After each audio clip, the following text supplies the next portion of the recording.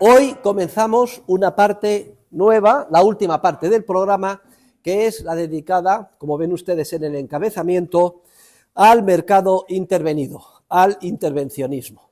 Hasta ahora en el curso hemos visto la economía de mercado libre y hemos dedicado las últimas semanas a estudiar el sistema socialista, mal llamado socialista, porque yo le denomino estatista.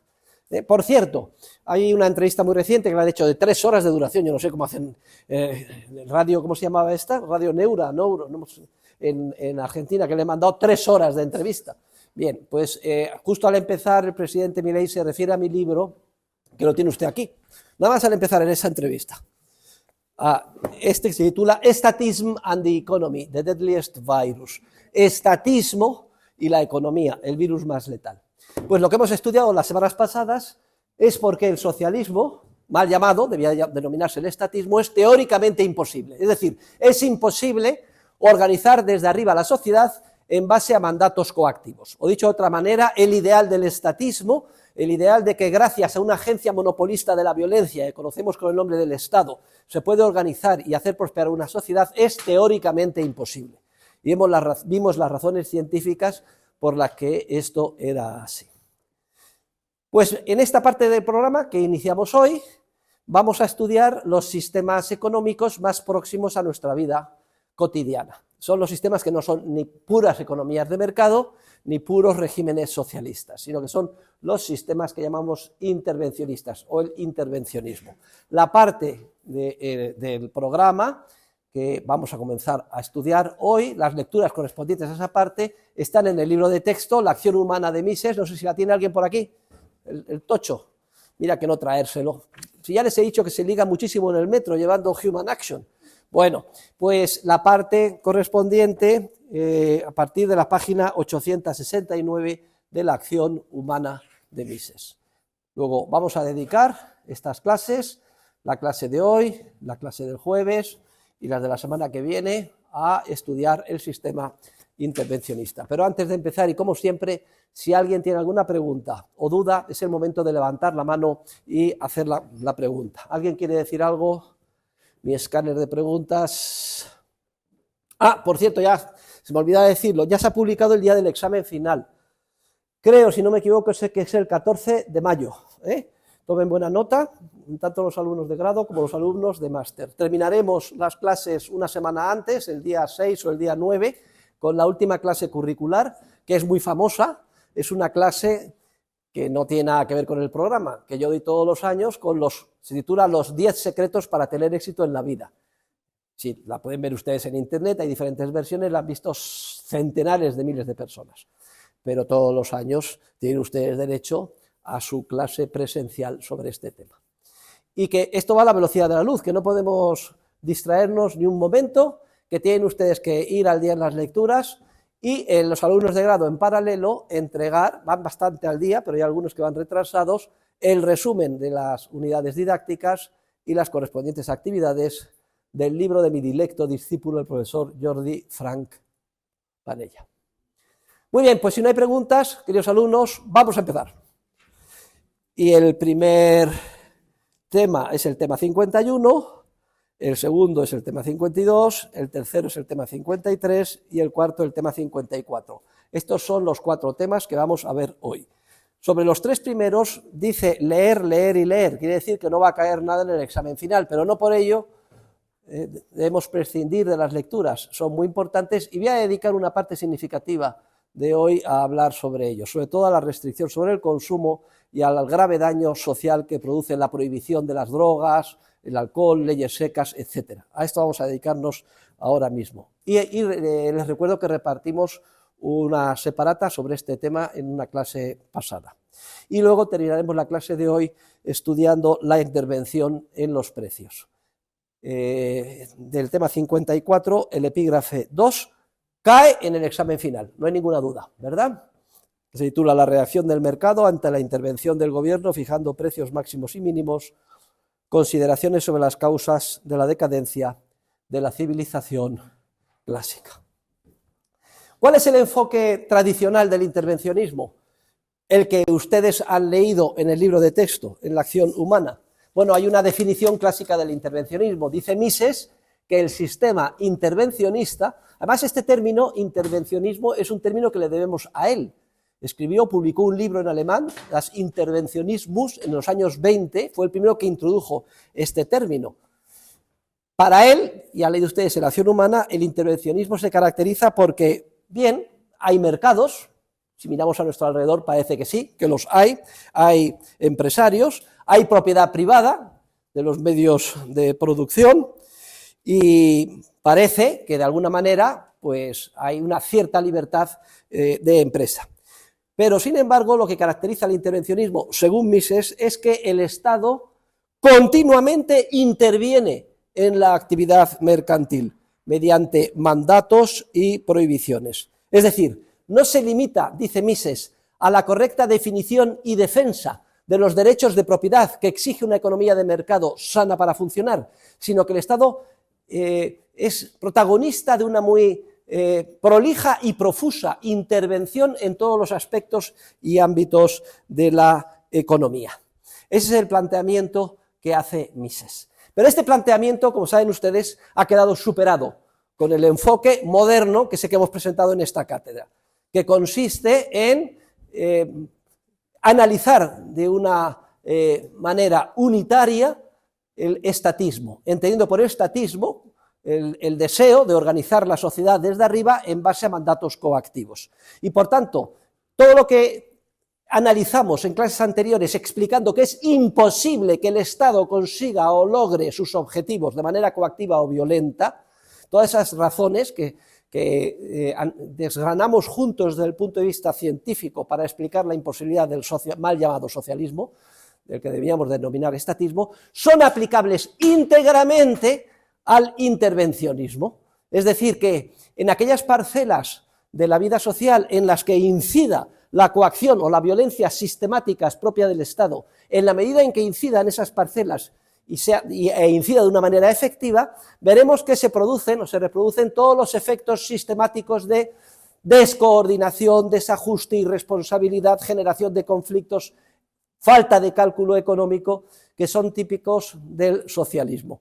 Luego, hemos logrado casi la cuadratura del círculo, en el sentido de dar un tratamiento unitario desde el punto de vista científico a toda manifestación de la coacción institucional del Estado. Luego, esta es una acotación sobre el tratamiento clásico de Mises, que no es que le critiquemos a Mises, simplemente que le hemos englobado en una perspectiva más general. Es decir, de la misma manera, hombre, salvando las distancias, sin que esto parezca arrogante, que Einstein pues da un paso de gigantes en la física, con la teoría general y relativa de la relatividad, no es que esto signifique eliminar toda la física clásica de Newton, sino que la física clásica de Newton queda, como si dijéramos, englobada como un caso particular, menos general o amplio, que el aportado por Einstein. Y salvando las distancias es lo que yo les acabo de explicar respecto de mi análisis generalizado del estatismo. Y para mí es un motivo de gran satisfacción. ¡Adelante! Pasen ustedes sin que se les escuche y siéntense. Y para mí es un motivo de especial satisfacción, pues que ya se haya filtrado como lluvia fina en el cuerpo social y en la discusión de cada día política este nuevo enfoque que vengo desarrollando desde hace 20 años, y una prueba de ello lo tenemos en el presidente Javier Milei, que además de manera explícita en la entrevista que ha sido ayer o antes de ayer y que le mandé por WhatsApp, pues es lo primero que dice, que él no es que sea antisocialista, él lo que es antiestatista, porque el Estado es una banda de criminales. Tiene mucha gracia, porque le pregunta en la radio el que le está haciendo la entrevista, oiga, pero usted es el jefe del Estado, y dice, efectivamente, yo soy el jefe de la banda de criminales, pero estoy aquí para desmontar esta mafia, que somos la banda de criminales. Bien. Al margen, luego vean ustedes cómo al final el mundo lo mueven las ideas, y son las ideas que surgen en los ámbitos académicos, para bien o para mal, las que terminan filtrándose, y con un decalaje temporal, a lo mejor de una década, 2, 3, al final terminan teniendo un efecto muy importante. Hombre, si las ideas son monstruosamente malas, como las de ese británico llamado John Maynard Keynes, el daño que se hace a nivel global es tremendo, pero si las ideas son buenas, el beneficio que se hace a nivel social puede ser todavía mayor. ¿Cuál es la conclusión de nuestro análisis ¿O a qué conclusión vamos a llegar de nuestro análisis de las diferentes medidas de intervención que vamos a hacer juntos en clase durante estos días?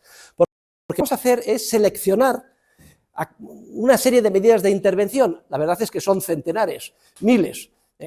Volviendo otra vez al presidente Milei, siempre dice que entre el decreto de necesidad y urgencia y la ley de bases había 1000 medidas de liberalización, pero que en cuanto gane las elecciones va a presentar otras 3000 medidas de liberalización adicionales, 1000 más 3000, 4000. Quiere decir que la contrapartida son 4000 medidas de profundo intervencionismo. Obviamente no podemos estudiar, deberíamos dedicar no un curso, sino 10 cursos a estudiar 4000 medidas de intervención, que son las que están ahí fuera, afectando nuestras vidas en todos los ámbitos, procedentes de la bota del Estado y de la coacción institucional de los que nos gobiernan. No tenemos tiempo ni es posible, pero lo que sí vamos a hacer es seleccionar por vía de ejemplo, algunas de las que consideramos más significativas. Vamos a hacer un inventario, nos dará tiempo a ver 6, 7, 8.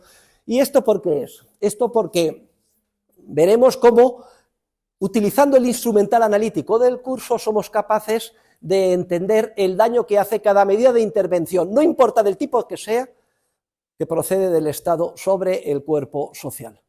Y la conclusión a la que vamos a llegar es muy interesante. Bueno, por cierto, como es lógico, ya saben ustedes que vivimos en un gran mundo, que somos víctimas de la manipulación sistemática de los que nos gobiernan.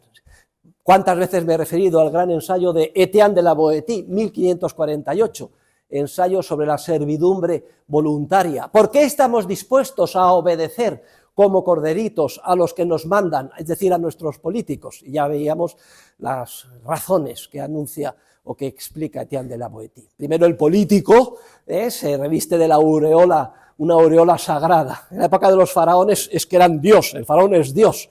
Aquí hay una anécdota muy buena, porque va Moisés, se encuentra una zarza ardiendo que no se consume y va todo, ¿esto cómo puede ser? Insulta que le habla a Dios y le dice, oye tú macho, vete a ver al faraón y le dices de mi parte que tienes que dejar que se vaya el pueblo de Israel.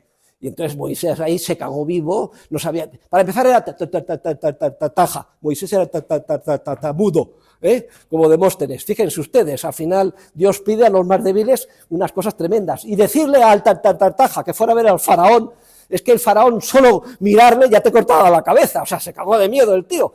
Al final no pudo ir solo, porque era tartamudo, tenía que ir su hermano Aarón a mandarle el mensaje. Oye, ¿y de parte de qué Dios quieres que diga? ¿Cómo coño te llamas? Porque aquí hay muchos dioses, como yo soy el que soy. Menuda historia. Bueno, pues el faraón está rodeado de la aureola sagrada, y la manera de que obedezcamos como humildes lacayos a nuestros gobernantes es que endiosemos al gobernante.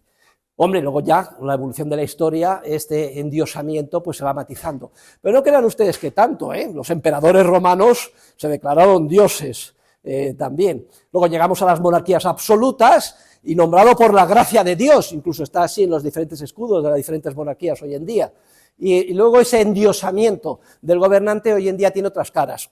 Se les denomina soberanía popular, es que representa al pueblo. En fin, siempre hay una vestimenta, un ropaje que quiere sacramentar el poder con la finalidad de que nosotros, los humildes ciudadanos, obedezcamos. Sí, buana, sí, buana. Pero había otras razones que mencionaba. Siempre el gobernante está rodeado de una guardia pretoriana, de acólitos que viven del poder y que lo defienden. Y la guardia pretoriana puede ser militar, pero también puede ser intelectual. Esto es lo más grave, detrás de todos los grandes gobernantes hay una guardia pretoriana de intelectuales. Por eso les interesa a los gobernantes y a los gobiernos y a los estados controlar la educación y la universidad para formar esa guardia pretoriana. Y allí el cuerpo de catedráticos, de funcionarios del Estado. ¿Qué funcionarios del Estado van a atacar al Estado? ¡Ninguno! Con la excepción de un servidor. Pero yo soy una anomalía del sistema, introducida en el mismo para destruirlo desde dentro, una especie de virus, cuya finalidad es acabar con el Estado. Pero no solo hay una guardia pretoriana, sino, y este es el tercer aspecto que incide y está conectado con lo que vamos a explicar hoy con el intervencionismo, sino que además el gobernante reparte alpiste. ¿Saben lo que esto es repartir alpiste a las pobres gallinas? Pip, pip, pip, pues entonces ya las palomas, pues da a las gallinas a las palomas. Reparte alpiste a la ciudadanía. Es decir, se presenta como un bienhechor de la ciudadanía. Se presenta como el adalid de lo que se llama el estado de bienestar. Y entonces, claro, tenéis que obedecer porque esta coacción sistemática, que yo os detraiga toda vuestra vida y vuestros impuestos a través del julio, es por vuestro bien, porque gracias a eso tenemos educación pública, tenemos pensiones, tenemos sanidad, tenemos carreteras, hospitales, etcétera. Y además, el Estado es imprescindible, y este es el otro de los pretextos de las que utiliza continuamente para justificar su intervención, porque nos dedicamos a proteger a los más pobres, a proteger a los más desfavorecidos. Y tenemos que hacer una legislación para proteger al pequeño accionista. Y hay que hacer una legislación para proteger al consumidor, porque el consumidor es idiota, y si no le van a explotar. Y hay que proteger a los trabajadores. Y hay que proteger a todo un conjunto ilimitado de victimarios, reales o imaginarios, y entonces la idea que se envía a la ciudadanía dentro de esa borrachera de poder y de ese proceso manipulatorio descarado es que debemos de obedecer como unos corderitos, porque esa coacción institucional que hace el Estado es por nuestro propio bien. Es que últimamente solo se me ocurren citas, porque eso que es un genio, Milei, este discípulo mío. Dice Milei, cualquier otro gobernante democrático les pide el voto para que ustedes le den el poder a él, para que él decida qué es lo mejor para sus vidas. En cambio, si ustedes me votan a mí, yo voy a utilizar el poder para devolver el poder a ustedes mismos, para que sean ustedes los que decidan qué es lo mejor para ustedes y sean ustedes los arquitectos de su propia vida. Fíjense ustedes qué diferencia semántica más importante. Pero claro, yo le explico de una manera muy rotunda, tipo terapia de shock, sobre todo para que ustedes se sorprendan, porque estamos acostumbrados desde que nacemos, el colegio, etcétera, el mundo en el que vivimos, la sociedad, hemos sido objeto de un lavado de cerebro tan sistemático que lo normal es ser estatista. O sea, que cualquiera de ustedes no se avergüence de que sean ustedes unos tibios socialdemócratas, como el profesor Rayo, es lo que es todo el mundo. Lo raro es lo que somos nosotros, pero la misión mía es la de golpearles y despertarles. Frente a este virus que todo infecta, el virus más grave que infecta al alma humana, es una enfermedad del alma humana, es el socialismo, perdón, el estatismo, sea de izquierdas o de derechas. Luego, el estatismo se plasma en una serie de medidas de intervención que se quieren justificar.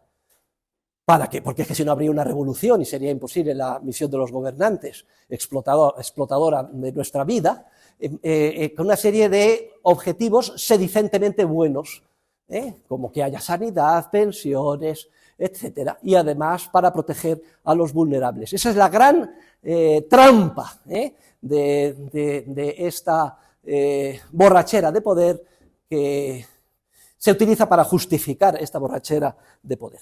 ¿Y cuál es la conclusión a la que vamos a llegar? Bueno, me adelanto y les voy a presentar la conclusión a la que vamos a llegar al principio. Pero no es para condicionarles a ustedes en su análisis, sino para que les sirva como hilo conductor para entender lo que vamos a ver en el análisis de los diferentes tipos de intervención. Pero la conclusión, la verdad es que es impactante, es una conclusión sorprendente, porque después del análisis de cada medida de intervención que vamos a ver, la conclusión a que vamos a llegar es que cada medida de intervención establecida por el Estado, medida coactiva, que es lo que caracteriza al Estado. El Estado es violencia, coacción, es lo que es su ADN. Lo que pasa es que quiere ocultarlo y vestirse como un corderito, con piel de cordero, no como lobo, que es lo que es, para que estemos dispuestos a aceptar esa coacción.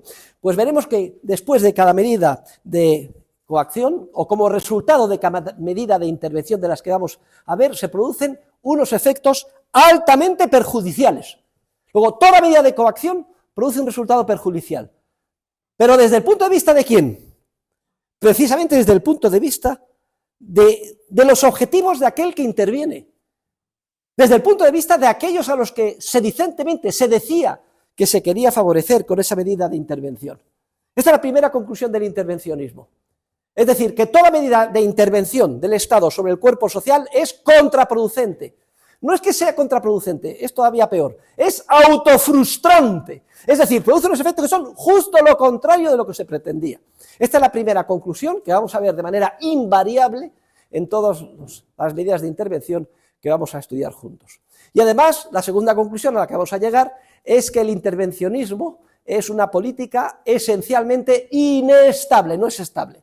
Es decir, que el intervencionismo, una de dos, como genera efectos, la mayoría de las veces imprevistos, aunque la ciencia económica nos ha abierto los ojos y ya nos indica qué es lo que podemos esperar en forma de efectos perjudiciales, como cada medida de intervención genera un enorme daño y es autofrustrante, al final esto se hace evidente. Y entonces una de dos, o bien el Estado reacciona y dice, he sido un fracaso, pero es por la falta de colaboración de la ciudadanía. La nueva legislación de igualdad de la mujer, al final, ¿qué pasa? 1000 violadores a la calle. No, esto es por la falta de colaboración de los jueces.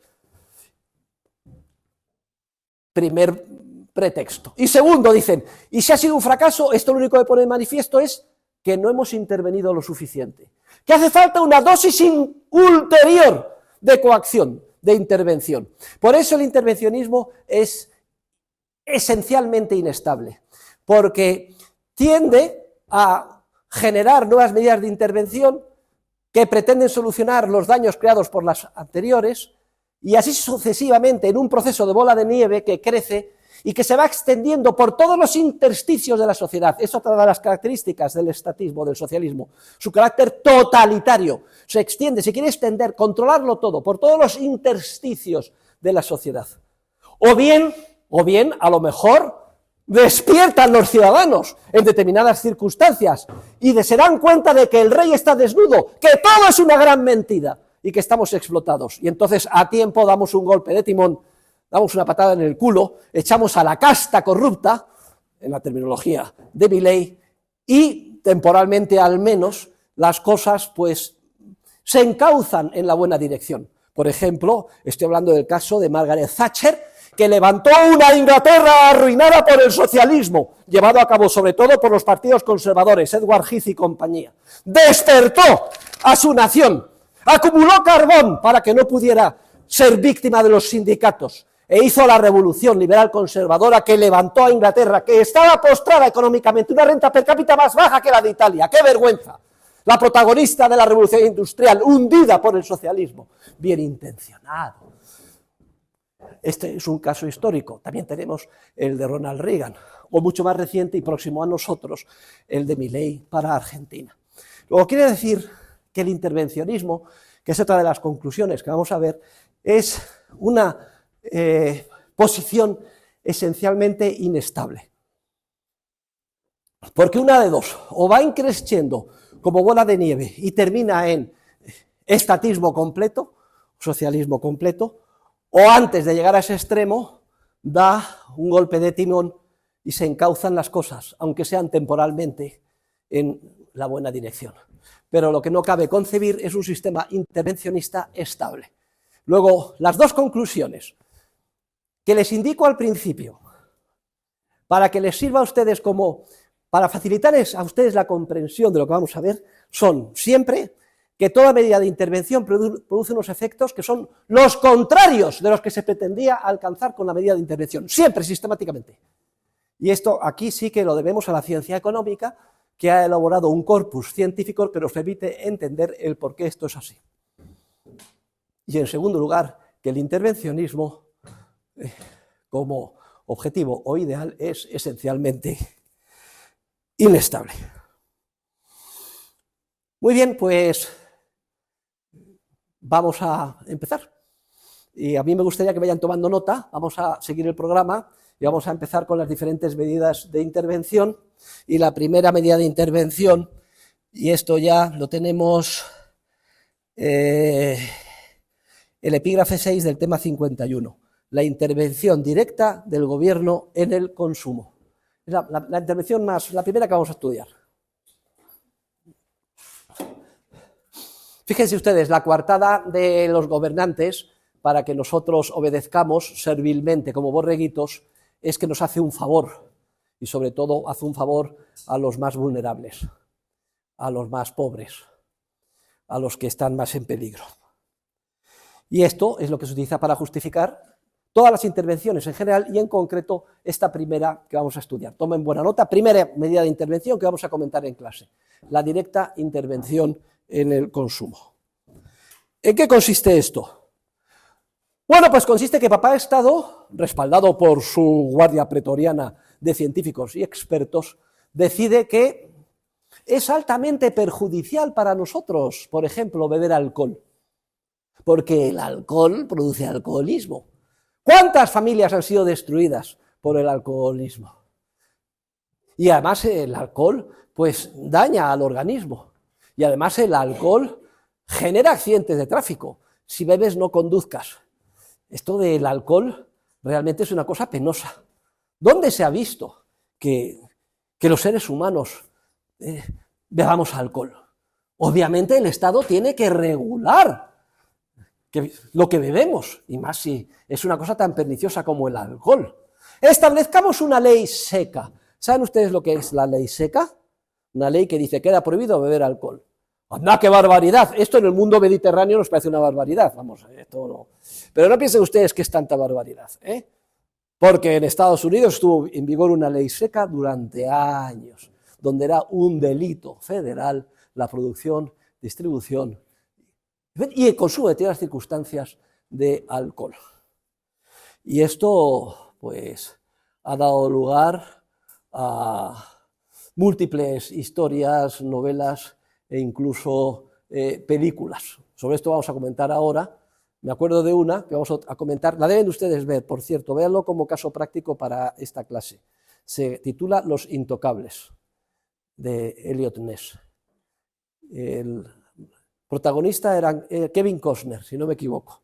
La deben ustedes ver, La piratean o no, y la ven esta noche porque no tiene... Esta y otra que les voy a poner ahora enseguida, que se titula más descarnada y quizá más dura, Traffic, sobre lo que vamos a hablar ahora, sobre el tráfico de drogas. Pero, queridos alumnos, fíjense ustedes, esto quizá es el ejemplo más paradigmático. Vótenme a ustedes a mí, porque yo voy a decidir lo que a ustedes les conviene. Me han votado a mí, miren, aunque ustedes todos, fiebre del sábado por la noche, salen y organizan unas copas, esto no les conviene a ustedes. Prohibido beber alcohol. O salen y una línea de cocaína, otra línea de cocaína, tal, fentanilo, etcétera. Esto no les conviene a ustedes. Yo, que soy Papá de Estado, menos mal que ustedes me han votado y ustedes son idiotas, yo soy el que voy a decidir lo que ustedes pueden consumir y no pueden consumir. Pero, queridos alumnos, esto es estrellarse contra un muro, porque desde que el hombre es hombre, ha destilado cualquier cosa destila, pero da lo mismo que estés en Siberia, pues sí, en Siberia se destilan unas hierbas, el que puede y no está en Japón destila arroz, el otro destila trigo, y da lo mismo, y entonces tenemos que si el sake, que si el whisky, que si la ginebra, una porquería que hace en Inglaterra, que se la bebe usted y sabe a Colonia, etcétera. En el mundo mediterráneo, ¿qué destilamos? Todo el mundo siempre destilando algo. Carajo, ¿por qué será? Pues uvas, y tenemos un vasito de vino, etcétera. Pues miren, yo no lo sé, soy catedrático de economía, tampoco tengo que pontificar sobre esto. Pero el caso es que la vida es muy dura, y que de vez en cuando, pues tomarnos unas cañas, media botellita de vino con los amigos, o cuando iba a las discotecas, y es lo que recomendaba a mis hijos, ¿no? Yo iba a las discotecas y era muy tímido, ¿no? Y entonces yo encontré la solución. 2 whiskies dobles, ¡pam, pam! Me los tomaba de golpe, y entonces yo me entraba en sangre, y yo, que era el tío más tímido, me convertía en un tío, ven ustedes que soy muy tímido, ¿no? Pues me convertía en un tío pues que hablaba con las chicas, las sacaba a bailar, etcétera. Pero a partir del segundo whisky doble, que me los tomaba al principio, ya no volvía a beber nada. Todo Coca-Colas. Y así, cuando terminara la discoteca, 4 o 5 horas después, ya podía conducir. Esta es mi recomendación que les doy a ustedes. ¡Pum, pum! 2 whisky dobles y luego fuera, ya no beban más, porque lo que se trata es de divertirse. ¿Sí o no? Y es muy divertido. Todo esto es bastante divertido. ¿Verdad, gente joven, que nos divertimos cuando hay unas copas? Vamos a divertirnos. Y que si no hay copas, pues eso es un aburrimiento. ¿Sí o no? Vale. Y esto es desde que la humanidad existe. Vayan ustedes a la Biblia. A ver, ¿quién de ustedes se conoce qué pasó en las bodas de Caná? Hay 4 o 5, los demás ya saben ustedes cómo el Estado se hizo con la educación, ni educación religiosa ni nada, ni puta idea de nadie de qué pasó en las bodas de Caná. Bueno, pues la boda de Caná, se lo cuento a ustedes, resulta que en la antigua Judea pues no había cines, ni había moda de divertirse, una de las únicas posibilidades de divertirse era una boda, y cuando se organizaba una boda, pues estaban invitados los familiares, todos los de la ciudad, venían de otras ciudades, duraban 4 o 5 días, se juntaban 1000 personas, bien, y entonces era esencial el vino, y entonces pues el vino pues empezaba, y al final la gente se ponía contenta, terminaban todos bailando, etcétera. Bueno, pues entonces va Jesús con sus discípulos, es invitado a las bodas de Caná, porque los que se casaban eran amigos de la familia, y se produce una gran tragedia, y es que calculan mal y a mitad de la boda se les termina el vino. ¡Qué joderse! Y entonces viene la Virgen María y le dice a Jesús, oye, coño, que esto es un escandalazo. Aquí está todo el mundo contento, en el mejor cenit, y resulta que se ha terminado el vino, y no saben nada más que sacar, y están protestando, etcétera, ¿qué hacemos? Y Jesús dice, mira, madre, que no llega mi hora. Oye, y vuelve a insistir, las mujeres son muy coñazos. Oye, Jesús, parece mentira, que estás sin vino, haz algo, que no ha llegado mi hora. Y a la tercera, oye, por favor, que mira qué escándalo, que vamos a quedar muy mal. Y tú dices, bueno, venga, hija. Se mete dentro y hay unas 7 ánforas de 100 litros de cada una, las dicen llenas de agua, 600 litros, y luego le dice al maestresala, sácalas, y resulta que se habían convertido en vino. Es el primer milagro oficial de Jesucristo. Fíjense ustedes el vino, mañana vamos a beber Pago de Carraovejas, es casi igual de bueno que Vega Sicilia. Yo siempre he soñado con haber tenido la oportunidad de probar el vino de las bodas de Caná, debería ser la leche de bueno, coño. Imagínense ustedes, miren, 600 litros de vino son 1000 botellas de vino. 1000 botellas de vino, de 3/4 de litro. ¡Hala, sáquenlas! Ahí se organizó la de Dios, terminaron todos bebidos, incluyendo los discípulos, supongo que Jesucristo también, etcétera. Pues las bodas de Caná. ¿Por qué? Porque en el mundo mediterráneo hemos aprendido a comportarnos con el alcohol. Forma parte de nuestra cultura. Y aprendemos que en determinadas tesituras se puede ver y hasta dónde. En cambio, está subido, por ejemplo, la cultura en Francia. Me acuerdo cuando yo era pequeño en Francia, a los niños pequeños se les servía vino. A mí me servían vino en el colegio, un culito de vino, para que aprendiéramos a beber. La humanidad de siempre ha buscado este tipo de escapes, y hay sustancias que nos la facilitan, y un comportamiento sano con el alcohol alegra mucho la vida. Es una de las cosas que hace que la vida merezca la pena vivirla, pero siempre y cuando el comportamiento sea sano o la relación sea correcta con el alcohol y no nos pasemos de esa relación. Y esto es algo que debemos de aprender, y para aprender es un aprendizaje de tipo tácito, no articulable, solo se puede aprender con la práctica. Resulta que un hijo mío se pasó de copas y le trajo entre 2, papá, no vuelvo a beber más. ¿Lo que has tomado, hijo? Pues me he tomado una botella de anís. Pero bestia, ¿cómo haces eso? Sí, no me puedo. Bueno, ya no vuelvo a tomar anís en su vida. Lo aprendemos. Y esto es algo cultural. Digo que es algo cultural porque yo cuando explicaba esta clase en Estados Unidos, el mundo anglosajón no han aprendido esto. El mundo anglosajón es mucho más difícil, la relación que tienen. En el Reino Unido no sé si sigue, pero hasta hace poco, a partir de 1 hora no se podía beber alcohol. ¿Sigue en vigor esto? No. Ah, menos mal. Pero esto, yo he ido a Inglaterra, oiga, que son ya las 12 y ya no se puede beber una gota de alcohol. En el mundo anglosajón, o si van ustedes al norte o a los países escandinavos o en Estados Unidos, en la historia de George Bush, yo es que vivía demasiado, etcétera. ¿Qué es eso? To drink. En Estados Unidos, ¿qué significa to drink? No han aprendido, ¿no? Culturalmente, pues to drink significa coger una botella de whisky, beber la tele, ¡pum!, y caer con coma etílico. Coño, eso no es beber alcohol. Carajo. Cuando yo explicaba esta clase en Estados Unidos, enseguida había sonrisitas, cuando yo hablaba del alcohol. ¿Por qué? Porque la relación con el alcohol todavía es artificial, todavía es de algo prohibido, todavía es de algo que todavía no controlo demasiado. Igual que si empiezo a hablar de ustedes y digo, bueno, imagínense ustedes, vamos a ver, ¿quién trae un porro? Venga, encenderos un porro, venga, vamos a transformaros un porro, y luego después del porro, si alguien me da una línea, bueno, digo esto aquí, todo el mundo me empiezan las sonrisitas. Estas mismas sonrisitas que veo es la que aquí es las que yo veía en Estados Unidos cuando hablaba sobre el alcohol. Porque la relación cultural de aprendizaje en relación con estas sustancias requiere un proceso generacional, prolongado, de prueba y error.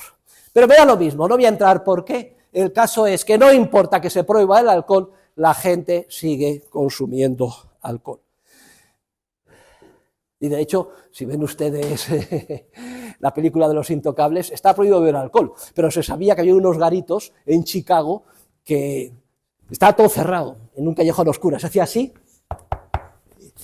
te miraban, pase, entraban y en cuanto pasaban, ahí había un jolgorio del carajo, una orquesta tocando, Charleston, estaba el alcalde de la ciudad, no te jode, las autoridades, el obispo, Tokiski bebiendo, una alegría tremenda, una felicidad extraordinaria.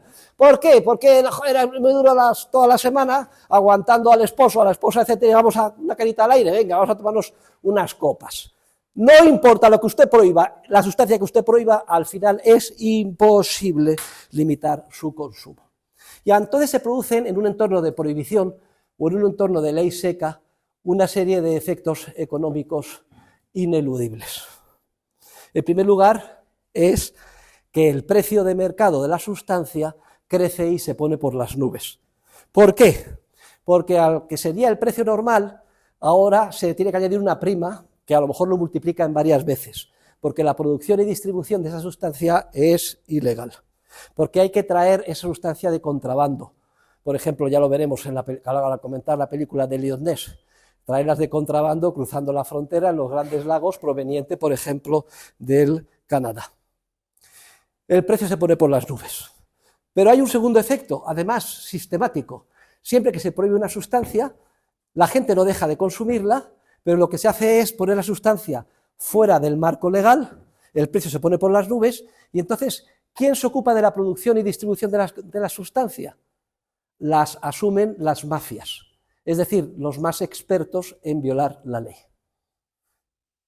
Se criminaliza todo el proceso y hace que sean las mafias, los criminales, los que controlan, se hacen con el control de la producción y distribución de esas sustancias prohibidas que en circunstancias normales se producirían, distribuirían y venderían al consumidor como cualquier otro bien y servicio, libremente en una economía de mercado. Y luego, además, a esos precios por las nubes, no solo, bueno, el hecho de que se criminalice tiene unos efectos sistemáticos tremendos, porque claro, si yo llego a un acuerdo, vamos a ver, nos repartimos Chicago, ¿no? Entonces Al Capone tiene el oeste, el otro compañero de la mafia tiene el este, bien, y luego hemos llegado a un acuerdo y me van a traer no sé cuántos barriles de alcohol, y cuando llega la hora de entregar los barriles, no me entregan la calidad que habíamos pactado, sino otra y peor. Obviamente no puedo ir a los tribunales de justicia y poner una demanda al otro mafioso porque no ha cumplido el contrato de apretón de manos al que habíamos llegado. Obviamente no vamos, oiga, señor juez, mire, yo he contratado 1 kilo de cocaína, juez, y resulta que este kilo de cocaína, mire qué mierda de cocaína, y si dice usted es una puta mierda, y le he pagado el doble, por favor, vete a la cárcel. Nadie va al juez, y ingresan en prisión, en Chirona directamente, el demandante, el demandado, todos, ¿sí o no? Como no puedes recurrir a los procesos tradicionales de solución de conflicto, los conflictos que son inevitables, ¿cómo se dilucidan entre las diferentes mafias? A tiro limpio, que es lo que vemos en todas las películas con los mafiosos, que controlan la droga, que controlan el alcohol en la época de la ley seca, etc. Y esto da lugar a un daño social grandísimo, a un coste social tremendo. Y sobre todo, tenemos que ir más allá, porque somos científicos sociales. No solo quedarnos en la superficie que se observa y que ya la entendemos, sino que el daño todavía es más profundo. Porque, repito, y vuelvo a lo que comentaba antes, el daño más grande es que al ilegalizarse la sustancia, se prohíbe que a nivel general de la sociedad se pueda establecer un proceso de trial and error, de prueba y error, que nos permita aprender a comportarnos sensata y adecuadamente en relación con la supuesta droga o la supuesta sustancia perniciosa. Ese proceso se ha culminado más en determinadas áreas culturales, como la mediterránea en relación con el vino, menos en otras áreas culturales. Pero se encuentra totalmente detenido en relación con las drogas. Y aquí es al revés, a lo mejor más avanzado en determinadas áreas geográficas, por ejemplo en Estados Unidos, etcétera, menos avanzado en España. Pero no solo es que se bloquea el proceso de aprendizaje social para que sepamos comportarnos adecuadamente con esas sustancias, reconocemos que siempre habrá casos patológicos de gente enferma. Por eso es tan importante que aprendamos a comportarnos con esas sustancias. Por cierto, hago un paréntesis, hay toda una serie de grupos sociales que, como tienen acceso a la droga sin ningún coste, por ejemplo los médicos, aprenden perfectamente, saben lo que se pueden poner, lo que no se pueden poner, y tan contentos están. Y muchos de ellos están operando más o menos esnifados, porque es que si no, no podrían operar. Uno y otro y otro y otro. Vale. ¿Cuál era la película del famoso médico este que cojeaba? House. Pues House, veían ustedes que le daba cada 2 por 3. Es un grupo social que sí que tiene acceso directo, sin ser criminalizado, a las drogas y por tanto aprende. Pero el daño social no es el que se visualiza, sino el más profundo, que bloquea el proceso de aprendizaje. Y también bloquea el proceso competitivo de las empresas que en una sociedad libre estarían dedicadas a descubrir sustancias, drogas o alcoholes que cada vez fueran menos dañinos, tuvieran los efectos que quieren los consumidores, etcétera. Todo eso está bloqueado. Y entonces, ¿qué pasa? Que se producen las pastillas en un laboratorio clandestino y sin ningún control de calidad, ni nada de nada. Es decir, un desastre, un desastre. Leía ayer un comentario, porque hace muy poco se ha liberalizado del todo la producción, distribución y consumo de cannabis en el estado de Washington, me parece que es. Washington o Oregón. Bien, y entonces hacía un comentario de que si había más muertes o de que si no había, si había menos muertes, etcétera. Y una de las cosas más curiosas que decían es que resulta que cuando han cerrado esa empresa farmacéutica, no lo habrán leído todos en la empresa, demandada porque distribuyó masivamente a través de los médicos, pobrecillos, fueron los médicos los que recetaban un analgésico que estaba elaborado en base a opiáceos. Y entonces han tenido unas demandas millonarias, en eso los americanos son especialistas. Personas que dijeron, por culpa de la empresa de usted, que no me advirtió, yo me he puesto este analgésico y me he enganchado y me he convertido en un opiómano. Vale, bueno, y entonces han acabado con la empresa, ya saben que los americanos son esto, de la civil liability idiotas, 10.000 millones de dólares de indemnización. Oiga, pues ya con eso estoy deseando. Bien, al final, quebrada la empresa y fuera. Y decían en el comentario que esto ha hecho un daño inmenso también en todo Estados Unidos y en este estado, porque muchísima gente, gracias a las prescripciones, podía adquirir esa droga, bien controlada, con sus criterios de calidad, etcétera, y ahora ya no la pueden adquirir y han tenido que volver al mercado negro. Véanse siempre lo manipulados que estamos y cómo solo se nos enseña la punta del iceberg y todo lo que se encuentra por aquí abajo. Luego, a lo visible y más evidente, el crecimiento tremendo del precio, porque se tiene que distribuir en un entorno de alto riesgo por ser ilegal y además con unas penas de cárcel tremendas. El poner todo en mano de las mafias, que no haya posibilidades de resolución de conflicto pacífico entre ellas, salvo de manera violenta o a tiro limpio. El criminalizar al pobre consumidor. El caso patológico del que cae en el alcoholismo o en la drogadicción ya está en la frontera del crimen, porque con ese precio tan elevado, para poder satisfacer su enganche a la droga, pues está dispuesto ¿a qué? Está dispuesto a asaltar una farmacia, a matar o a robar. Es decir, estamos criminalizando a los enfermos. El daño que se hace es inmenso. Lo tienen que ver ustedes en las dos películas, la de Eliot Ness y la de Traffic.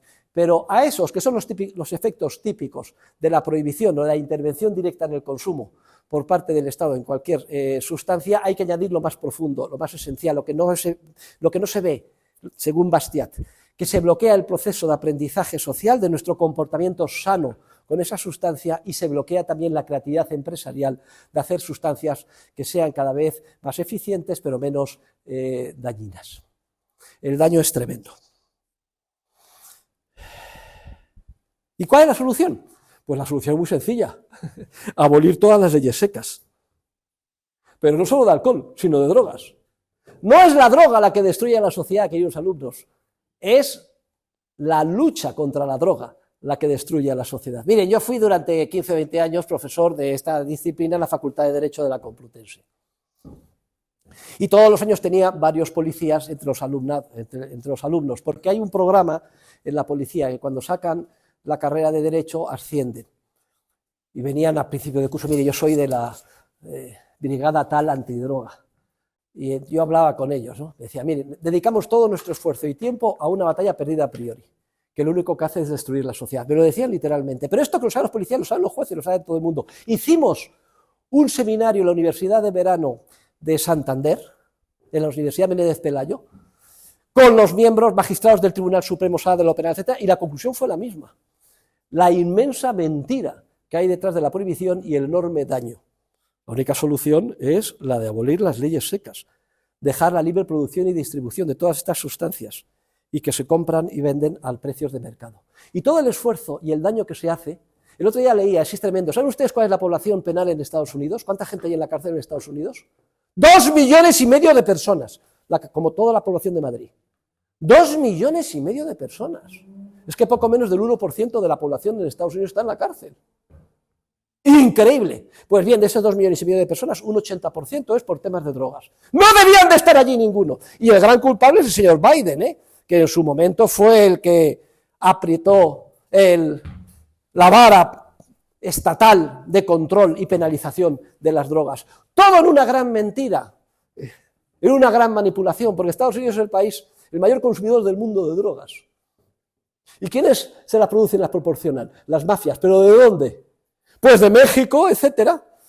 Y aquí hay un proceso curioso. Pasan de contrabando la droga, pagan unas cifras extraordinarias que reciben las mafias, y las mafias con ese dinero compran armas que producen en Estados Unidos. ¿Lo ven ustedes cómo funciona el mercado? Eso sí, aquí el que se chive, etcétera, pum, tiro en la nuca. O sea, los muertos son decenas de miles de muertos, pero si es que hasta las autoridades, las personas más sensatas en México, etcétera, dicen, esto es una gran mentira. Y luego viene eso sí, ¿no? La Federal Drug Administration, en la policía de Estados Unidos, el ejército de Estados Unidos, esto lo vamos a solucionar con helicópteros y ejército, contra el cártel de Cali, el cártel de los drogadictos, traficantes de droga, que es lo peor del mundo. Pero no sean ustedes, por favor, hipócritas, que sus hijos y sus mujeres y ustedes mismos están todo el día fumando, inyectándose y esnifando cocaína. A eso sí, luego van ahí a atacar a los pobres países subdesarrollados, porque es ahí donde se produce la cocaína. Esto se lo explicaba a Milei, por cierto, porque tienen ustedes un problema en Rosario, pero el problema no es la droga, el problema es que está en manos de los traficantes y de los mafiosos. Lo entiende perfectamente, pero dice que todavía no es el momento de liberalizar. Liberalizar es complicado y exigiría también un acuerdo internacional. Y la publicidad, también sería muy importante la publicidad de las drogas, para saber qué ventajas tiene cada droga, qué riesgos tiene en un entorno de libertad, etcétera. Los Intocables. Vamos a hacer una pequeña historia, resumen de la película de Los Intocables. Aquí hay un joven funcionario recién graduado de la Academia de Policía en Washington. Y entonces, esto es un delito federal, pues, ¿tú qué quieres? Yo quiero dedicarme a hacer cumplir la ley. Bien, ¿cómo te llamas? Elliot Ness. Bueno, pues te acabas de graduar del FBI, Federal Bureau of Investigation. Y entonces nos hemos enterado que aquí hay una ciudad que no hace ni puto caso a las leyes, que es Chicago. Ahí es vox populi, que todo el mundo ve lo que le da la gana. Y además es muy fácil porque como hace frontera con Canadá, hay un contrabando, smuggling continuo de alcohol. Y entonces, que es el probo funcionario, no hay cosa peor que un probo funcionario, ¿eh? Un probo funcionario es un probo lacayo del demonio. Pues voy ahí a arreglar eso. Bien, vamos a ver, incluso la película recoge la esencia de lo que les voy a decir, cuando la vean ustedes. Teniendo en cuenta que había ley seca, la situación en Chicago era bastante aceptable. Había un modus vivendi bastante aceptable. El que quería sabía a qué garito poder ir por las noches, pagaba sus $, se pasaba bien la fiesta, y si te he visto no me acuerdo, incluyendo los obispos, el alcalde, todo quisqui. Luego, en los puertos, pues claro que había policía, pero la policía, justo, fíjese usted qué casualidad, cuando pasaban los barriles de petróleo, de alcohol, de whisky, justo miraba para el otro lado. Y cuando ya habían pasado todos, volvía a mirar, o sea, recibía un dinerillo, con lo cual todos contentos. Pasaba el alcohol, no había tiros, un salario más alto, y la gente pues podía emborracharse. los fines de semana. Y paz social. Sí, sí, paz social. Hasta que llega el probofuncionario, que dice, esto no se puede consentir, aquí hay que imponer la ley por la fuerza. Bien es cierto que, como los americanos ya saben ustedes que son víctimas del buenismo, siempre están los buenos y los malos, hay que poner un personaje malo, ¿no? Y el personaje malo aquí es Eliot Ness, y entonces es Al Capone, el jefe de la mafia. Entonces Al Capone tiene una discusión con otra banda y al final pone una bomba, ¡pum!, y matan a una niña. Y entonces, ¡ah!, hay que acabar con esto. Bueno, en el momento en que llega Eliot Ness a poner orden en Chicago, ustedes sí que ponen un contador de muertos, empiezan 1, 2, 3, 4, lo que antes era pacífico, se funde el contador de muertos. Vamos, hay hasta una carga, la verán ustedes en la película, una carga a caballo con ametralladoras del FBI contra un convoy de contrabandistas de alcohol que arrasan con todos muertos, una cosa tremenda. Lo que era una ciudad pacífica, que había alcanzado un modus vivendi, a pesar de la prohibición, se convierte en una guerra con una mortalidad inmensa. Exactamente lo mismo que sucede en el norte de México ahora. Vean ustedes las estadísticas, no estoy bromeando, estoy hablando de decenas de miles de muertos innecesarios, provocados por la prohibición de la droga y la intervención del Estado. Luego, el funcionario probo que quiere hacer cumplir la ley destruye la humanidad. Y es lo mismo que el funcionario probo que quiere. ¿Usted qué es? Pues yo soy nazi. ¿Y usted es funcionario probo? ¡Heil Hitler! Bien, ¿cuál es mi misión? Quemar judíos. Pues aquí lo que interesa es que el funcionario no sea probo. Que cuanto más burdo, perezoso, torpe sea, mejor. Porque entonces, en vez de quemar al día 20.000, pues a lo mejor solo quema 1.000. Pues lo mismo, mutatis mutandi en relación con Eliot Ness. Y lo más gracioso es que vean ustedes el final de la película, que es realmente paradójico, triste, tremendo, trágico. Porque por una cuestión formal, al final logran procesar y meter en la cárcel al capo, a Al Capone. Y es que uno de sus contables se chiva y da pruebas de que no pagaba impuestos y lo procesan y meten en la cárcel por otra cosa distinta. Y termina la película cuando es la sentencia en la sala de justicia y entonces Al Capone pues sonríe porque ha conseguido el objetivo de su vida, que es acabar con el mafioso. Y entonces baja a la calle y cuando baja a la calle enciende un pitillo y viene un niño corriendo, dice últimas noticias, últimas noticias. Es de esos niños que venden por 10 centavos esos tochos así que son los periódicos americanos de los domingos. Dice, y coge el tío el periódico, Eliot Ness, y dice con grandes titulares: la ley seca ha sido abolida. Y como Eliot Ness era más conocido que Kiski en Chicago, el niño pequeño dice, y señor Ness, que la ley seca ha sido abolida, ¿qué va a hacer usted ahora? ¿Y saben ustedes qué contesta el hijo de puta de Eliot Ness? Ahora me voy a ir a beber un whisky a celebrarlo. Luego a este tío le podrían haber encargado lo que fuera, porque el probo funcionario destruye la humanidad. Esperemos que todos los funcionarios sean corruptos, no sean probos, incompatibles, incompetentes, etc. ¿Y para qué les voy a hablar de Traffic? Es que me da pena. La pobre hija del juez prostituyéndose. El juez, es que es increíble cómo está hecha la película. Es que es una película tremenda, que se ve que no es la droga, que es todo el entramado de gran mentira estatista de intervención del Estado el que destruye a la sociedad. La pobre hija del juez encargado de juzgar estos temas, drogadicta, que tiene que huir de casa y termina en un prostíbulo iba a decir de negros, es que es así como viene la película, pobrecilla, tiene que ir el padre a sacarla. Los generales mexicanos todos cobrando y todos corruptos, todos los políticos hasta arriba, toda una gran mentira de asquerosidad, todo producido por la intervención del Estado, prohibiendo la libre producción, distribución y consumo de drogas. Y he empezado por este primer ejemplo de intervención, porque es una terapia de shock, es un contacto casi brutal con la dura realidad que nos rodea, porque afecta directamente a nuestras vidas. ¿Significa esto que yo les estoy animando a ustedes a que se droguen, sniffen, etcétera? Miren, yo jamás me he emborrachado. Yo me tomaba mis 2 whiskies, pum, pum, etcétera. No he fumado nunca nada, ni siquiera tabaco. Ni les estoy animando. Las drogas, dice Mises en la acción humana, son sustancias altamente peligrosas. Peligrosísimas. Tengan ustedes mucho cuidado a la hora de ponerse en contacto con ellas, Pero lo que les estoy diciendo no...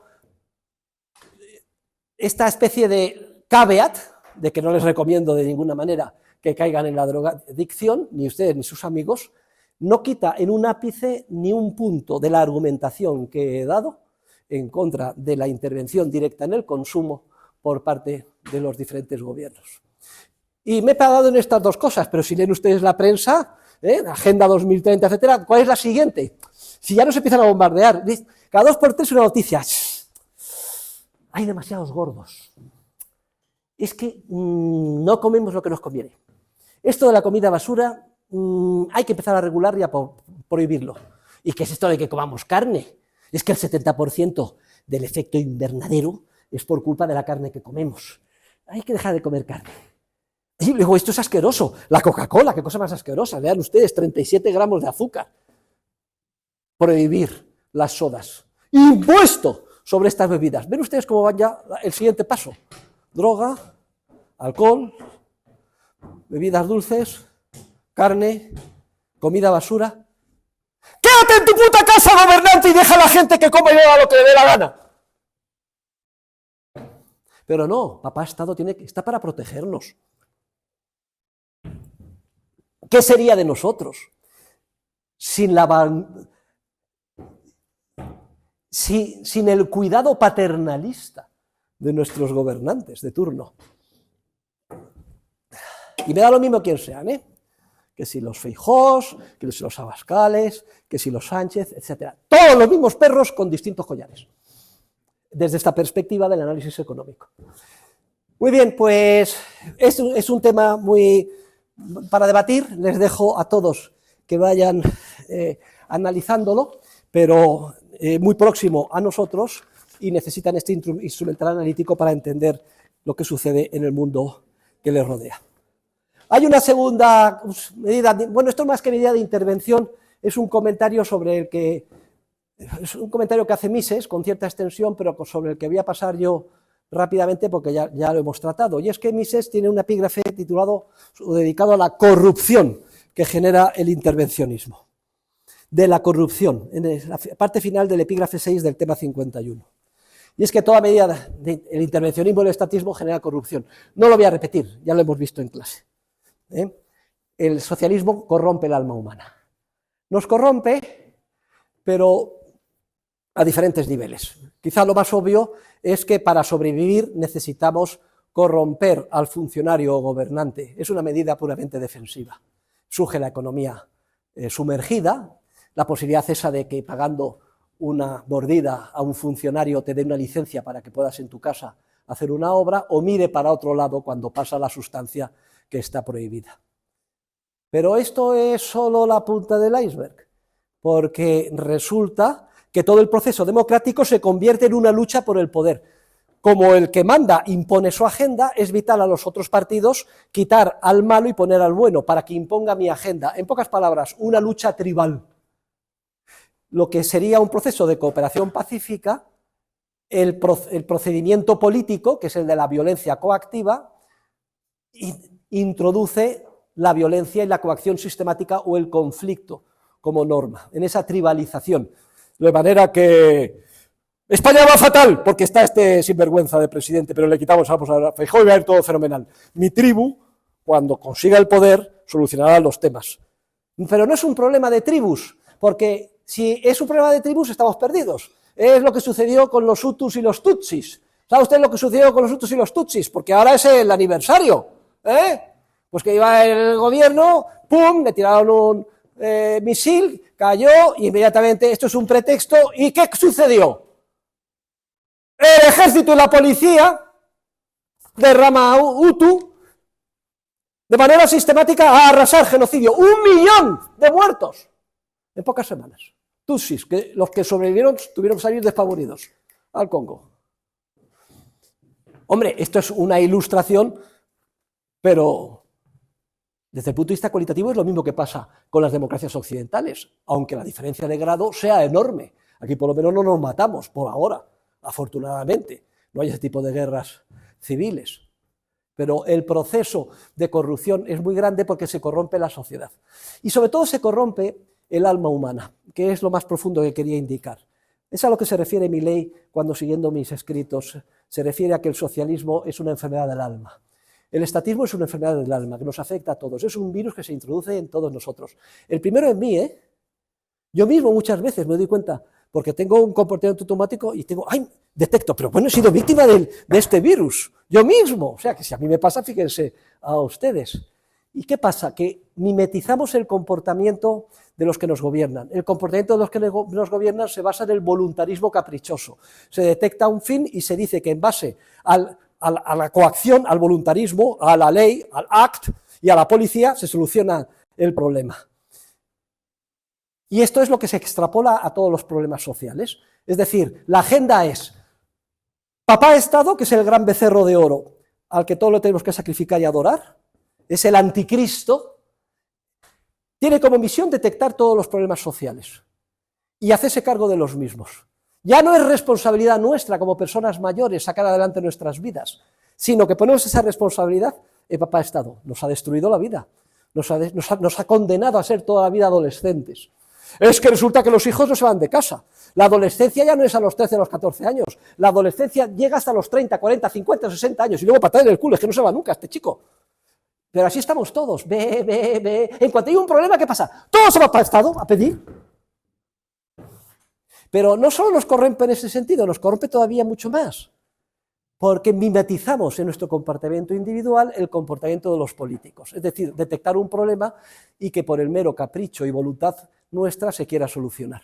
Dejamos de disciplinar nuestro comportamiento en base a normas abstractas de comportamiento, de derecho material, no matar, no robar, cumplir los contratos, etc. Ya eso no lo...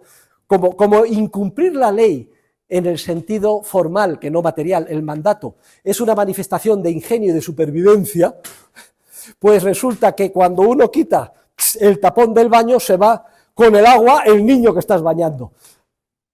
Ya no tenemos costumbre de cumplir comportamientos impuestos desde arriba y, entre otros, dejamos de mantener la costumbre de mantener los comportamientos que necesita la sociedad para sobrevivir, que es respetar el derecho de propiedad, la vida, etc. Nos corrompe completamente. Y luego mimetizamos la actividad puramente caprichosa del Estado. Es decir, no lo decía ya Keynes en tu memoirs, yo soy completamente amoral. No creo que haya que someter el comportamiento humano a ningún principio de carácter dogmático. Lo dice Keynes. Tenemos que actuar ad hoc, según las circunstancias del caso, lo que nos parezca bien en cada caso. Y hoy es esto y mañana es lo otro.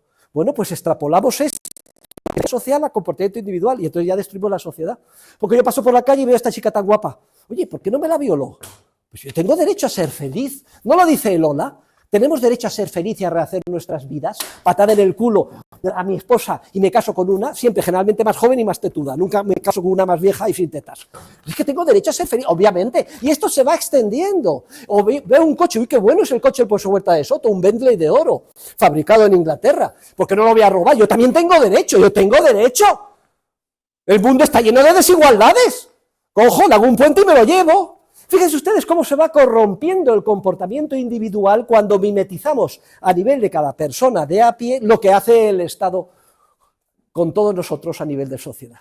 Luego el efecto corruptor del intervencionismo es trágico sobre la sociedad.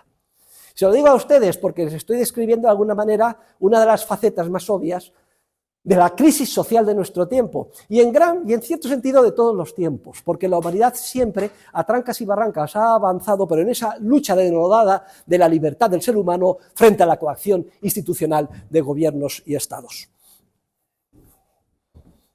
Vamos a pasar, nos quedan unos minutos. ¿Hay alguna noticia sobre el fútbol? Ah, que empieza a las 9. Ah, claro, que joderse. Pues entonces a lo mejor podemos ver algo. Bien, a lo mejor nos da tiempo de ver cómo pasa por la piedra el Manchester United al Real Madrid. Dios no lo quiera, a ver si es al revés.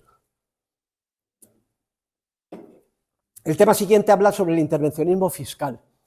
Bueno, léanselo ustedes en La acción humana de Mises. Aquí hay una serie de...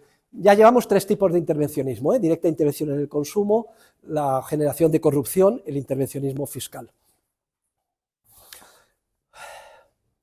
No habrá escapado a su fina percepción que el profesor de ustedes es anarquista, ¿o tiene alguna duda?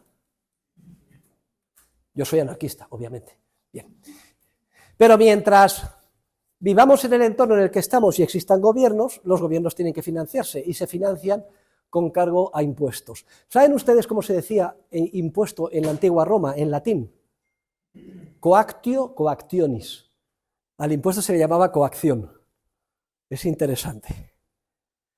Hay toda una rama de la disciplina económica que se conoce con el nombre de Hacienda Pública, y yo mi primera destino como profesor catedrático de Economía Política y Hacienda Pública, que se dedica, por instrucción de los gobernantes, a una actividad realmente perversa, y es descubrir los impuestos que parezcan menos dañinos a los ciudadanos, para que se dejen extraer su renta sin protestar demasiado. Una de las características del buen impuesto es que sea fácil de recaudar y que no se note demasiado por los ciudadanos. Aquí hay una persona perversa que es Milton Friedman, que siempre le digo a Milei que por favor no me cite a Milton Friedman, coño. O cuando voy a Francisco Marroquín en Guatemala digo, por favor, quita al auditorio Milton Friedman, joder, quitar esos. Milton Friedman introdujo y descubrió las retenciones en el impuesto sobre la renta en los años de la Segunda Guerra Mundial, que luego copiaron todos los países. Porque claro, esto todos los meses nos retienen, y entonces cuando llega la hora de pagar a Hacienda, oye, ¿a ti qué te ha salido a pagar? No, me ha salido a pagar muy poco. No, la mayor parte de la gente, a mí me ha salido a devolver. ¡Uy, qué bien! Me devuelve Hacienda. ¿Seremos gilipollas? ¿Seremos gilipollas integrales? Que no te devuelve nada, que te ha quitado el 25 o el 30% antes. Está todo pensado de una manera diabólica para que no se noten, para que los impuestos sean los menos dolorosos posibles.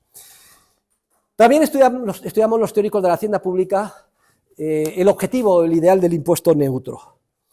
¿Existiría un impuesto que de alguna forma fuera neutro, que no afectara a las interacciones sociales? Bueno, cualquier impuesto afecta a los procesos de cooperación social. Luego, el objetivo del impuesto completamente neutro es un objetivo imposible. Lo que no quita al hecho de que haya unos impuestos que son más dañinos que otros.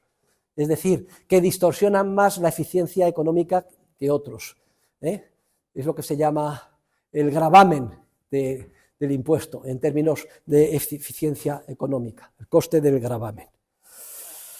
Dice Mises que para un Estado limitado el coste de financiarlo es relativamente bajo, y un Estado limitado pues se tiene que limitar a la definición y correcta defensa de los derechos de propiedad. Pero que el problema surge en cuanto el Estado, en ese proceso de bola de nieve que acabo de explicar, cada vez pasa a intervenir y a responsabilizarse de áreas mayores sobre la vida social. Entonces, el coste de mantener el Estado crece como si fuera una bola de nieve. Ese es el principal problema. Y el segundo problema, sobre todo, es cuando se recurren a impuestos que sí que son los más dañinos, porque distorsionan las señales esenciales que hacen posible la coordinación entre los comportamientos de los seres humanos en el mercado, que son los beneficios y las pérdidas empresariales. Y por otro lado, los impuestos que gravan la riqueza y el capital y el patrimonio. Esto sí que es grave. ¿Por qué? Porque los precios indican a los empresarios qué deben hacer y qué no deben hacer. Comprar barato, vender caro. Cuando cosechan beneficio es una señal que indica que van en la buena dirección. Cuando cosechan pérdidas les dice tenéis que dejar de ir por aquí. Si los impuestos gravan una parte significativa de los beneficios, es impuesto de sociedades, impuestos progresivos sobre la renta, etcétera, es como si por la noche llegara un señor y embadurnara las señales de tráfico. Al día siguiente, al salir a la calle, ya no veríamos el verde y el rojo y se organizaría un atasco tremendo. Es un símil del alto, enorme coste en términos de eficiencia que tienen los impuestos sobre los beneficios y los impuestos progresivos sobre la renta. Pero todavía más graves son los impuestos sobre el capital, sobre el patrimonio y sobre la riqueza, o el impuesto de sucesiones. Recuerden que el salario es el valor, tiende a ser el valor de lo que cada uno aporta al proceso de producción, el valor descontado de la productividad marginal, y que el trabajador, conforme más productivo es, más salarios percibe, y que el secreto de que cada vez seamos más productivos es que el trabajador cada vez disponga de un volumen mayor de bienes de capital de cada vez más calidad, y para eso hace falta que previamente los ahorradores y los capitalistas hayan acumulado capital. Si hacemos un impuesto sobre el capital, lo que estamos haciendo es condenar a la pobreza a los más vulnerables. Es justo lo contrario de lo que la intuición nos dice cuando nos manipulan los demagogos. Cortar la cabeza a los ricos, es decir, a un servidor, y repartir entre los pobres, y todos salimos ganando. Y la gente dice, ah, claro, esto, la tarta, como la tarta está dada, la repartimos mejor y todos salimos ganando. Pero ya les puse el ejemplo. Mayor fortuna de España, don Amancio Ortega. Fortuna, último cómputo, dueño de Zara, 80.000 millones de euros. Bueno, pues claro, Piketty, como se nos había ocurrido antes, hay que acabar con los capitalistas, se le expropiamos toda su fortuna a Amancio Ortega y lo repartimos entre la humanidad. Somos 8.000 millones, toca a cada uno un billete de 10 euros. A cada uno le damos un billete de 10 euros, cojonudo. Usted 10 euros, fortuna, 10 euros al bueno de Félix Roberts, y ahora encantados se van ustedes y se toman una Burger y una Coca-Cola, si es que les llega con 10 euros. ¿Y después qué? Una mano delante y otra detrás. Los 8.000 millones de la gente se lo ha pulido todo. ¿Pero qué ha pasado en el camino? Todas las fábricas de Amancio Ortega, sus decenas de miles de trabajadores y sobre todo los millones de consumidores que ahora se visten, entre otras mis alumnas, con modelos cada vez más elegantes a un precio tirado, esfumado.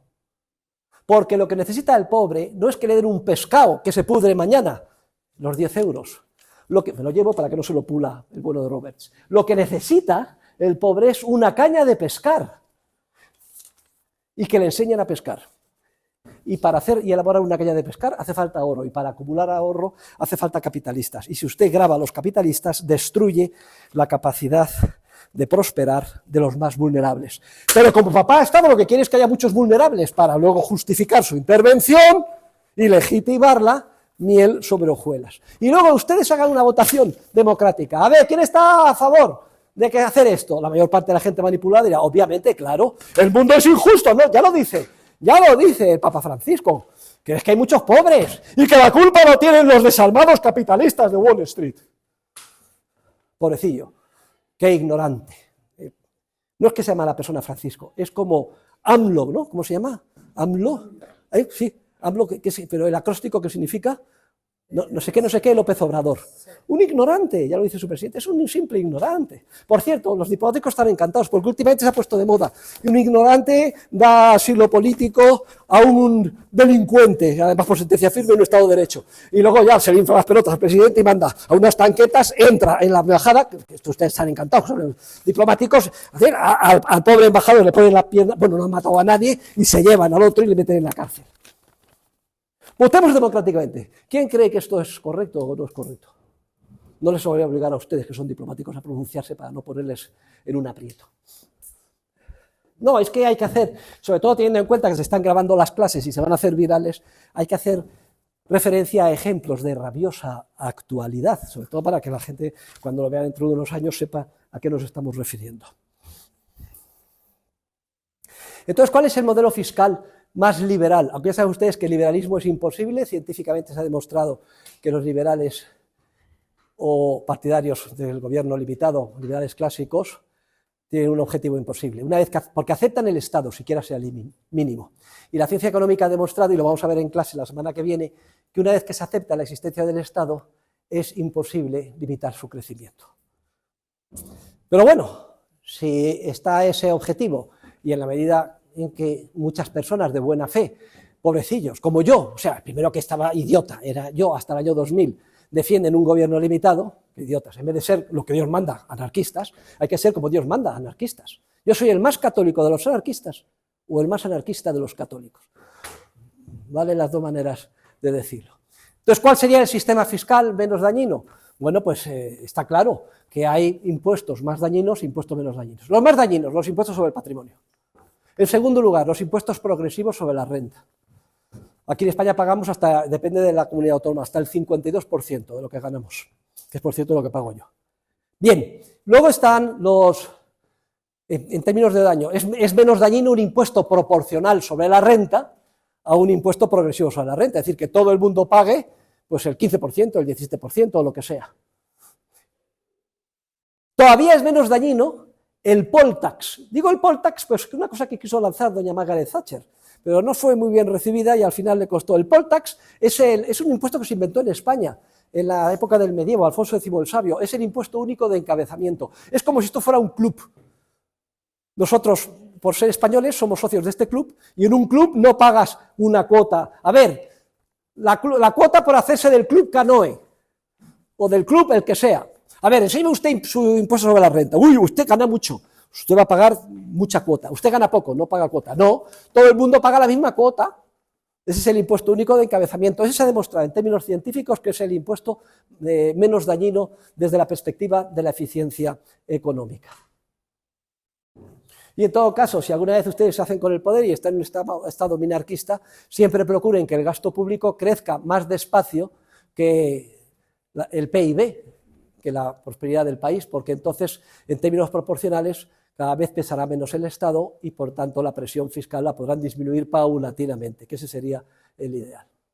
¿Que crece el 3% del PIB? Pues que crezca por debajo, el 2% o lo que sea, el gasto público. Y así es lo que quiere reconducir. Me parece que uno de los objetivos que tiene el presidente Milei es bajar el gasto público al 25%, me parece que lo ha dicho, ¿no? Desde un 30 y tantos o 40% que hay al 25%. Hay un artículo que es lectura para este tema sobre el intervencionismo fiscal, que es una maravilla. Es el discurso que pronunció Ronald Reagan cuando vino a España a la Fundación Marc. Claro, la mitad de ustedes no habían nacido, pero es un discurso, una maravilla, no sé quién se lo escribió, es una oda a la creatividad empresarial, pone como ejemplo a Cristóbal Colón, que descubrió América, y además anuncia por primera vez la revolución fiscal a que dio lugar. Eliminó prácticamente el impuesto de sucesiones, bajó el impuesto sobre la renta del marginal que tenían del 90% al 28% y dio lugar a una prosperidad. Fue en los años 80 del siglo pasado, muy paralela a la revolución también liberal conservadora de Margaret Thatcher durante esos años. Margaret Thatcher creo que ganó las elecciones en el 78, si no recuerdo mal, y estuvo unos 12 años o sí en el poder. El resto, los impuestos en todo caso desalientan la producción, es el título de la otra lectura de este epígrafe que está reseñado en el programa. Es uno de los capítulos de la obra de Henry Hazlitt, La economía en una lección. Bien, y ahora vamos a pasar a la, cuarta parte, cuarto tipo de intervencionismo. Esto lo denomina Mises la restricción, el restriccionismo. Son medidas de intervención que consisten en restringir y reducir la producción. Y aquí es una especie de cajón desastre, donde hay medidas de lo más variopintas. La restricción, las medidas de restricción siempre empobrecen a todos, porque desvían la producción hacia las líneas o ramas más ineficientes. No permite que se utilicen los procesos, los medios de distribución, la producción o la innovación de una manera eficiente. ¿Cuál es el caso típico de medida restriccionista, que es el cuarto caso que estamos viendo? Pues los aranceles a la importación, el proteccionismo. Entonces se dice, hay todo tipo de argumentos, tenemos que proteger la industria nacional, y todo el mundo, soy Donald Trump, hombre, los pobres los blue collar employees, que están todos en paro en las antiguas fábricas de automóviles al lado de Detroit, etcétera, porque no pueden competir los coches americanos, es una mierda, por cierto, con los japoneses, y sobre todo con los chinos, que valen muchísimo menos. Entonces hay que establecer medidas, aranceles a la importación, o como sucede ahora en Europa. Bueno, ¿para qué les voy a hablar de la borrachera de poder, incoherencia y contradicciones de Europa? ¡Objetivo de Europa! Sobre todo, luchar contra el calentamiento global. ¿A qué hemos apostado los gobernantes de Europa? Lo apostamos todo al coche eléctrico. Pues venga, financiar, subvencionar coches eléctricos. Pero coño, hemos descubierto un problema gravísimo. ¿Cuál es? Que están llegando los coches eléctricos de China mucho mejores y a la cuarta parte de precio. ¡Esto no puede ser! Porque entonces 14 millones de trabajadores en Europa que producen automóviles van a quedar en paro. Consecuencia, pongamos aranceles a la importación a los coches eléctricos chinos. Oiga, pero ¿no ha dicho usted que quiere conseguir cuanto antes los objetivos del calentamiento global? Sí, pero la coherencia no ha sido nunca una de las virtudes que caracteriza a un gobernante. El gobernante es como Keynes, decide ad hoc según las circunstancias del caso y le importa ser coherente o incoherente. Recuerden la última conversación de Keynes y Hayek vivos. Hayek le dijo, pero Maynard, ¿no tiene usted miedo de que toda su doctrina, esa basura, utilice por sus discípulos de una manera torticera para generar la inflación? Y le contestó Keynes, no se preocupe, Hayek, porque de la misma manera que lo he escrito, mañana escribo otra cosa, como he hecho siempre, cambio de opinión, y ya llevo a las ovejas al redil adecuado. Era así como actuaba Keynes. Y termina Hayek. Lo malo fue que a la semana siguiente le dio un infarto, murió, y todos sus discípulos siguieron haciendo daño a la humanidad durante décadas. Decisión ad hoc. Al final, las medidas de proteccionismo, aranceles, perjudican a todo el mundo y no favorecen a nadie. No importa que se justifiquen con apoyar a la industria naciente que necesita apoyo nacional, proteger a los trabajadores. Tampoco es justificación que los chinos tienen medidas de protección y yo como voy a tener un mercado abierto. Da lo mismo. Hombre, lo ideal es que ambas partes que comercien liberalizaran sus mercados y no tuvieran aranceles. Pero si uno se empeña a tener aranceles, usted haría un gravísimo error y daño a sus ciudadanos si también estableciera como guerra comercial aranceles. Luche con todas las vías diplomáticas, etcétera, para que también haya libertad en su contraparte comercial, pero no establezca aranceles a su país, que hace un daño inmenso y tremendo. Y al final, repito, los aranceles no consiguen ni benefician a nadie, porque la medida de protección, ¿qué es lo que hace? Hace que se mantengan y vivaqueen más o menos en el filo de la navaja muchas empresas e industrias ineficientes, pero ajustan su rentabilidad, la rentabilidad sobre su capital, a la misma rentabilidad que el resto. No produce ningún privilegio extraordinario de renta a nadie, lo único que hace es asignar erróneamente los recursos, como estaban en España en la época franquista antes de que entramos en la Unión Europea. Cuando entramos en la Unión Europea se pone manifiesto que la fábrica SEAT es una puta mierda, ineficiente, etcétera. Y de acuerdo, hay una reestructuración, se van a la calle muchísimos trabajadores, pero enseguida se reajustan, se vuelven a invertir y las líneas eficientes y los proyectos sostenibles se descubren por los empresarios y al final la prosperidad se extiende para todos, nosotros y aquellos con los que comerciamos. Pero el grave daño de las medidas de los aranceles no solo es que restringe la producción, sino que también, como toda medida de intervención del Estado y socialista, tiene efecto droga, efecto de drogadicción y de dependencia. Porque una vez que has establecido el arancel y tienes un sector protegido por el arancel, vete tú a quitárselo. El efecto a corto plazo de quitar el arancel es una manifestación y bloqueada en las calles. Porque esto es un esfuerzo para mí, que me cierren mi empresa. Oiga, es que su empresa produce de manera muy ineficiente a un coste muy elevado. Es que hay que acabar con todos los aranceles. Es cierto que es doloroso, pero no por culpa del librecambismo, sino por los errores previos cometidos. Y es preciso que haya gente que sea capaz de explicar esto. Y yo me desgañito desde hace 40 años, y escribiendo mis artículos y mis libros, y grabando las clases, y miles de discípulos.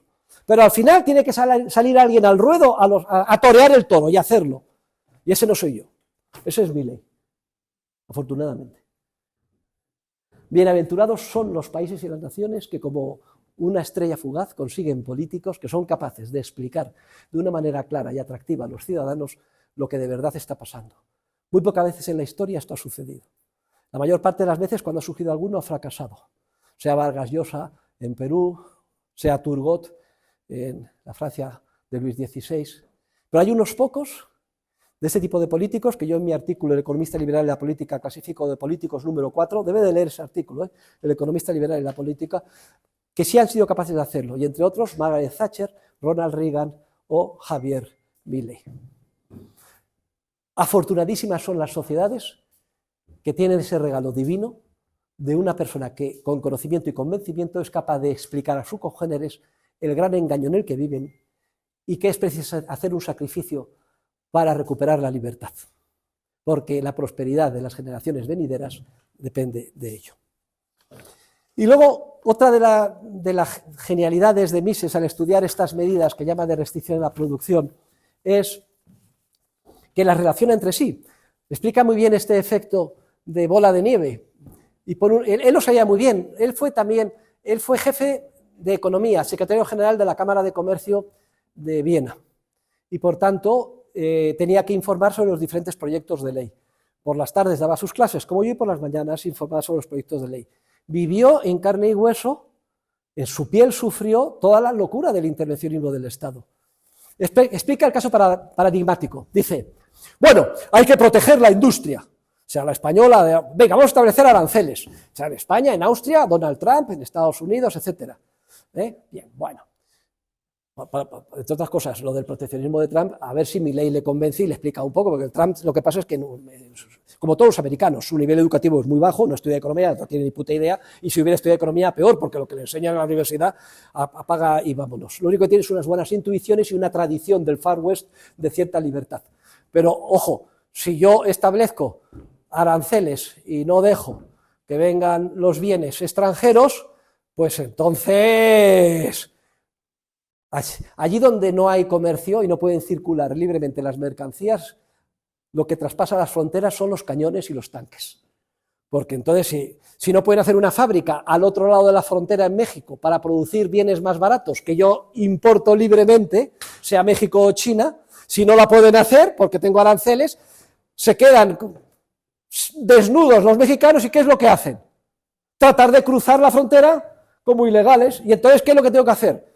Pues crear un muro para que no crucen. Oiga, si usted quiere solucionar en la medida de lo humanamente posible los problemas de la inmigración ilegal, la primera medida que tiene que tomar es la libertad de comercio, para que los países de origen, que son muy competitivos porque los salarios son muy bajos y tienen mucha riqueza, etcétera, puedan producir bienes y servicios en abundancia, mantener a su población y hacerla cada vez más próspera. Y solo dejar, por tanto, que sea el orden espontáneo del mercado el que determine los flujos migratorios en términos de decisión personal, acuerdos voluntarios entre las partes y eficiencia económica. Luego yo establezco un arancel.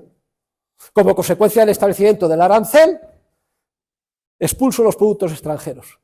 Hago producir lo que antes importábamos de fuera aquí, pero productos de más mala calidad y más caros. Como los productos son más caros, pues entonces, al final, ¿qué es lo que sucede? Pues que que estamos todos viviendo peor con las mismas rentas que teníamos. Otro de los mecanismos que estudia Mises es también muy curioso. Hay que proteger a los trabajadores. Ganan poco dinero. Establezcamos una ley de salario mínimo. Se establece un salario mínimo, 1.000 euros poco, 1.200 poco, 1.400, 1.500. Oiga, que esto hace que cada vez sea más costosa la mano de obra. Entonces quedan en paro o desempleo todos los trabajadores que producen menos que el salario mínimo establecido. Pero a los empresarios les cuesta más por unidad de bien producido la mano de obra. Luego tienen que repercutir y hace que los precios crezcan. Al crecer los precios de lo que producen, dejan de ser tan competitivos en el comercio internacional. Y al dejar de ser competitivos en el comercio internacional, interesa que en vez de comprar zapatos españoles, compremos deportivas producidas en Singapur. Y aumentan las importaciones. Pero entonces inmediatamente, fíjese, una medida de restricción, subida de salario mínimo, intervención en el mercado laboral. Efecto que produce, lo previsto, aumento de costes y subida de los precios unitarios. Reacción de los ciudadanos, compran más bienes en el extranjero. Y luego, cuando se dan cuenta las empresas, dicen, esto no puede ser. Clamemos por aranceles a la importación, proteccionismo. O sea, una medida de restricción genera unos efectos no previstos que se pretenden solucionar con otra medida de restricción todavía más grave. Y así, sucesivamente, en un efecto en cadena cada vez más creciente. Bueno, no me voy a extender sobre más consideraciones respecto de las medidas de restricción a la importación y pasamos. Nos quedan 5 minutos, solo voy a hacer la introducción porque la veremos el jueves. Y este sí que entra en el examen, que es el epígrafe 2 del tema 54, que es otra medida típica de intervención de los gobernantes, que es la directa intervención en los precios, lo que se llama la fijación de precios máximos y mínimos. Y es que a los políticos, en muchas ocasiones, en muchas parcelas, y como consecuencia de muchas presiones, pues muchas veces no les gusta el precio de mercado. Y entonces deciden establecer por la ley, vía mandato, y por tanto en caso de incumplimiento con graves multas, penas, incluso de cárcel, lo que se llaman precios máximos y mínimos. Y además, como ya saben que no es la coherencia una de las virtudes de nuestro político, sino todo lo contrario, pues deciden establecer precios máximos. ¿El precio máximo qué es? El precio máximo es un techo por encima del cual queda prohibido comprar o vender. ¿Y qué objetivo tiene al poner ese techo? Un precio máximo. El objetivo es favorecer al consumidor. Es decir, el alabado objetivo es hacer que todos los consumidores compremos lo que queramos a precios más bajos. A ver, votación a mano alzada o democrática. ¿Quién está de acuerdo en que compremos todo lo que compramos a precios más bajos que los que nos cobran? Unanimidad. Aprobado el precio máximo. Objetivo del precio máximo, favorecer a los consumidores. Pero como los gobernantes no son coherentes, ¿por qué no hacemos la parejita? Coño, no se me había ocurrido antes. ¿Por qué no favorecemos también a los productores y a los vendedores? Ah, claro, esto es como... Pues claro, no se nos había ocurrido. Vamos a poner un precio mínimo. ¿Y el precio mínimo qué es? Un suelo. ¿Y el suelo qué significa? ¿Queda prohibido por la ley? Queda prohibido por la ley vender por debajo de este precio. A ver, ustedes ahora no como consumidores, sino como productores, porque todos ustedes van a consumir cada día con un dinero que han ganado en sus empresas, que se dedican a producir zapatos, camisas, lo que sea, leche, me da lo mismo. ¿Quién está de acuerdo como productor en que le garanticen que puede vender lo que quiera a un precio superior al que fijaría el mercado? ¿Para? Unanimidad. Venga, aprobado. Aprobado democráticamente. Pero queridos alumnos, ¿no les huele algo a chamusquina en esto? Algo huele a podrido en el reino de Dinamarca. ¿Quién lo escribió? Shakespeare, coño, en Hamlet.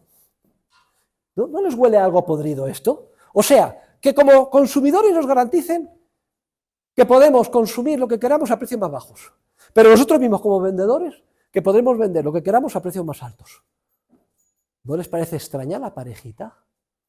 Lo analizaremos con detalle el jueves. Muchas gracias a todos.